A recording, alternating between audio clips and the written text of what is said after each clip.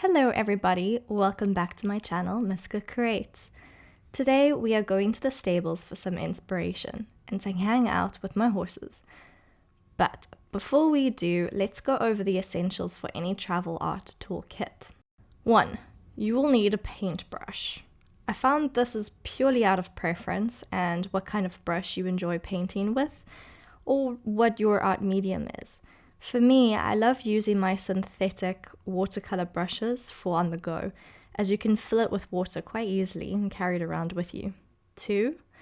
You will need your paints. For me, I use watercolor. I always take my watercolor pan set as they are less messy and cheap, and as an art preference, I prefer watercolor. I love how fluid and chaotic the paint is when mixed with water. I have been using the brand Superior, which I think uses the same factory as Sakura to manufacture their art supplies. Superior is a cheaper brand compared to Sakura. The products they manufacture look identical and have similar pigmentation, hence my assumption that they use the same manufacturer or factory. 3. Use a hardcover art pad for painting and drawing. I use this book, manufactured by Montmartre. It's best to have a hard and portable surface to paint on, else you risk messing up your art. Don't forget a pencil if you need one, and an eraser. 4. Depending on your art style, remember to bring graphic fineliners with. Currently, I use Montmartre's fineliners. My favorite sizes to use are 1.0 and 0.05 for those sharper details. The B pen I use for brush strokes. It's good to practice with every day. 5. I have a canvas art bag I used to carry my art kit with. I bought the Derwent art bag with extra panels to add inside. These are used to secure your pens, pencils, and brushes. It comes with a zip pocket so you can add smaller items that are easily loose, like your erasers or extra watercolor pans. And at the back is an elastic to slide your book and watercolor set through to keep it secure while you venture around to find inspiration. So we are packed and ready to go now. Now it's become his personal scratching post. Goodness gracious me. Well, you're eating my equipment.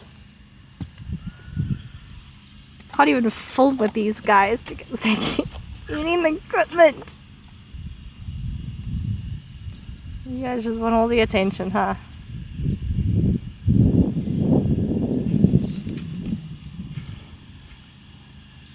Once I got to the stables, I had a trickier time setting up my camera gear to film this video. Costa was very curious about what I was doing. He kept biting at the camera, nibbling my art tools, and using my tripod as his personal scratching post.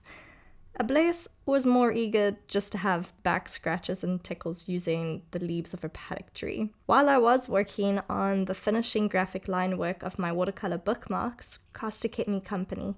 He was nibbling on the very short blades of grass next to me.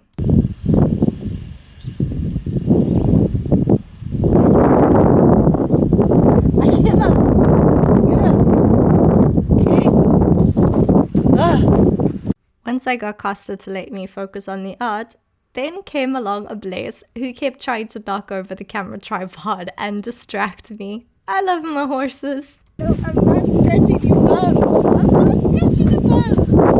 I don't wanna. You're making me scratch your bum. I don't wanna scratch your bum. I won't scratch the bum.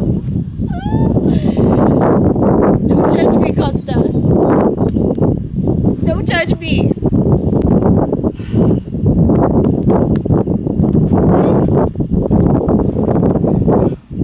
More?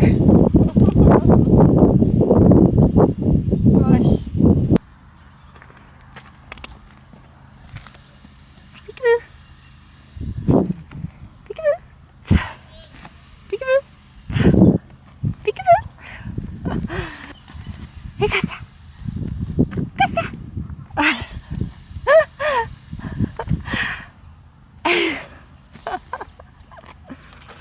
Oh, my boy.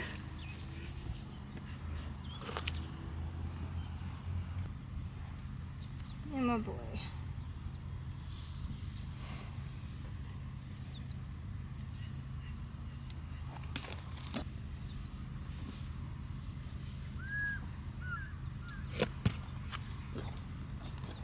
seagull?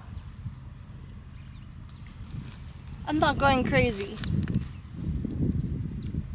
I think I just heard a seagull.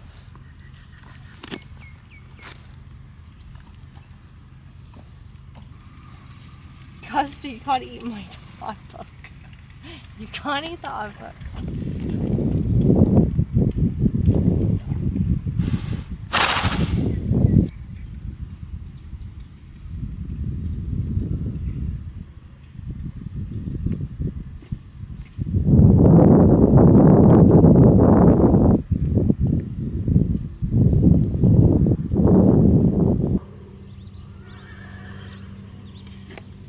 Costa.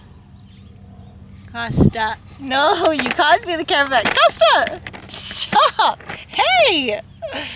Costa! I can't do any art with these guys.